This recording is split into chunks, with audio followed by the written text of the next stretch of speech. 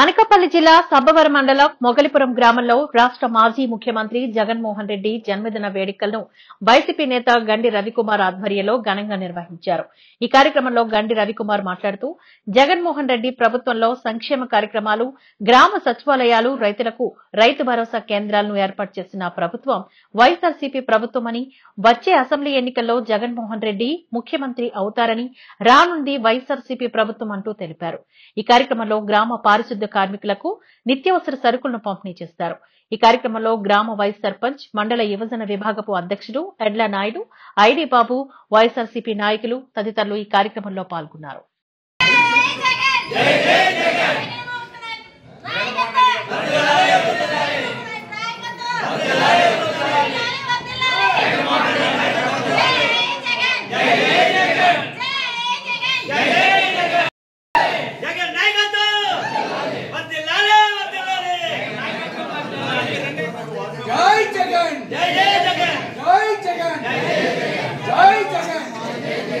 జగన్మోహన్ రెడ్డి నాయకత్వం, జగన్మోహన్ రెడ్డి నాయకత్వం,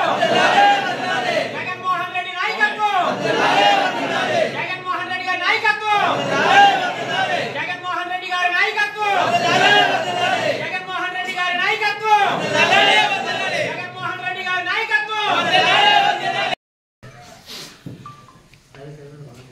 వైఎస్ఆర్ కాంగ్రెస్ పార్టీ అధ్యక్షులు,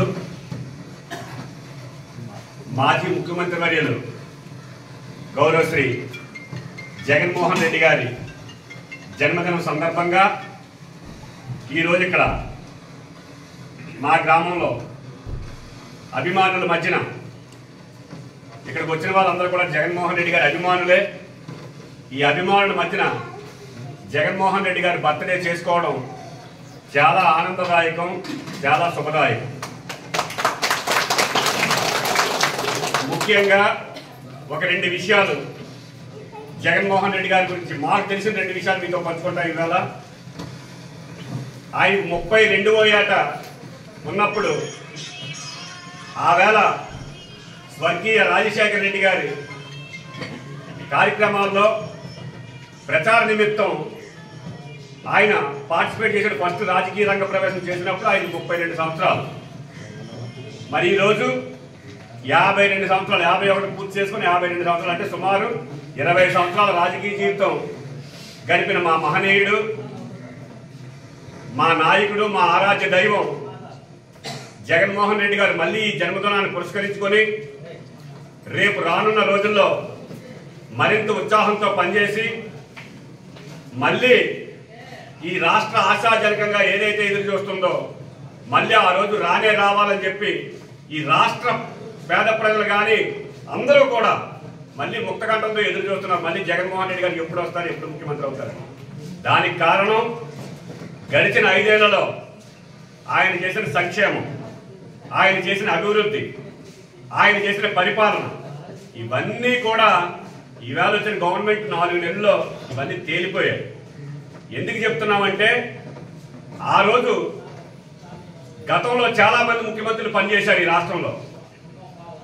కాంగ్రెస్ పార్టీ రూలింగ్లో ఉన్నప్పుడు కానీ, తెలుగుదేశం పార్టీ రూలింగ్లో ఉన్నప్పుడు కానీ, ఏ పార్టీ రూలింగ్లోకి వచ్చినా కూడా వాళ్ళు పెట్టే సంక్షేమ పథకాలు గతంలో మనం చూసాం. ఇది ఒక సామెతగా ప్రైమ్ మినిస్టర్ గారు ఏదైనా పథకం పెడితే కింద లబ్ధిదారునికి వచ్చేసరికి అక్కడ ఐసు ముక్క పెద్ద ముక్క ఇస్తారు, కిందకు వచ్చేసరికి చిన్న బెల్లం ముక్కలు తయారవుతుంది. అంటే అక్కడ నుంచి కిందకు వచ్చేసరికి ఆ పథకం తాలూకా ఏదైతే పథకం పెట్టారో దాని వాల్యూ ఎంత తగ్గిపోతుందో ఇవన్నీ గ్రహించిన జగన్మోహన్ రెడ్డి గారు పథకాలు ఏదైతే గవర్నమెంట్ పెడుతుందో అది నేరుగా ప్రజలకే వెళ్ళి చేరాలన్న సంకల్పంతో ఈ బటన్ నొక్కే సిస్టమ్ తీసుకొచ్చారు.